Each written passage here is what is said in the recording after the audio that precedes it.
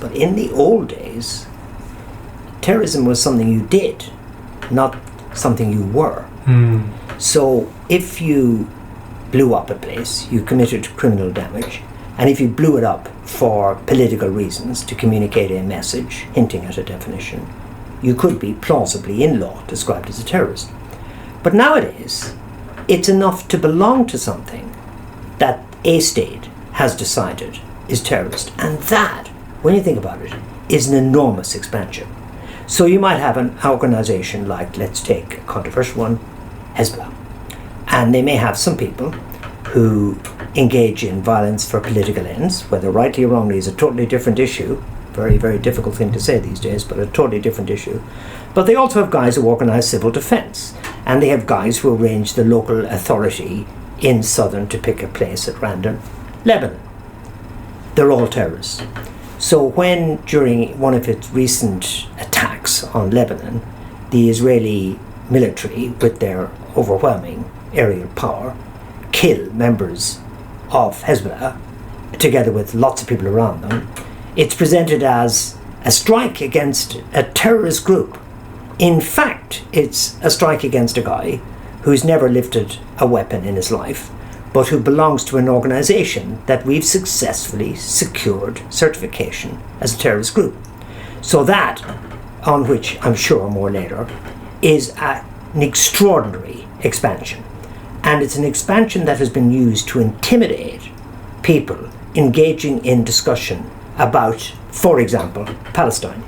Because if your points of view coincide with those of an organization that has been prohibited, it is only a simple step to declare that you yourself are committing a criminal offense in supporting the group.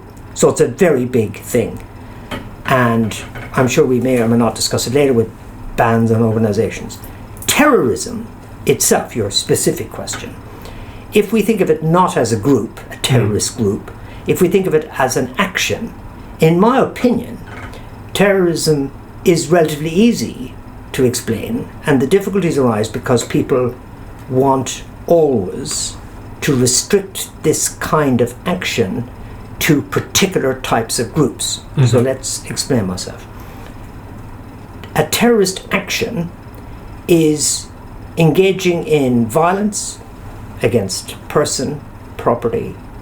I'm not too bothered about how wide the definition is, for a political reason. The reason being to communicate a message about your goals. So it's not a gang of people acting together to arrange sanitary matters in southern Lebanon. It's action.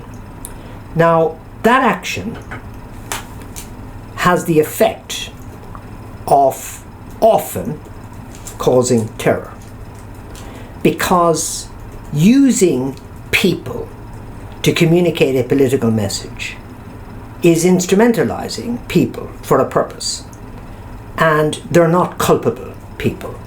This is not a military target. This is not the army. This is the deployment of violence for the purpose of political communication, with the violence often, not invariably, but often being violence meted out in an unexpected, indiscriminate way to civilians. So that is naturally scary. Now, Professor, is this what you would say is a neutral objective and a definition that you would propose that is used in discourse? Because wouldn't that also be able to be applied to the use of any violence that has the intention to intimidate or terrorize? And popular examples come to mind. You know, this is the common counter-argument to the deployment of terrorism, which is, well, don't Western governments do this, or governments in general, don't they do this? Yeah. And so, what is the issue there, and does that threaten to kind of unravel the whole definition? It's a key point.